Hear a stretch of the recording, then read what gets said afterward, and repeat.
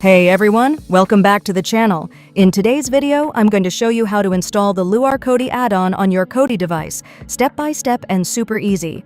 If you're new here, make sure to like this video, subscribe, and hit the bell icon so you never miss our Kodi tutorials. Alright, let's jump right into it. Step 1.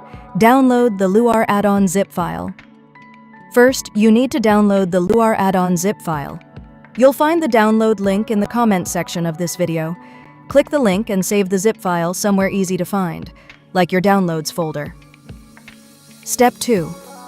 Open Kodi. Now launch Kodi on your device. Once Kodi opens, go to the Add-ons section from the home screen.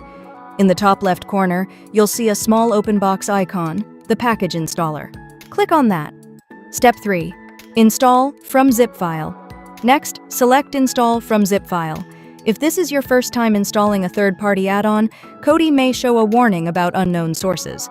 Don't worry, this is normal. If you need to enable it, go to Settings, System, Add-ons, Unknown Sources, and turn it on. After that, come back to Install from zip file. Step 4. Locate and install the Luar add-on.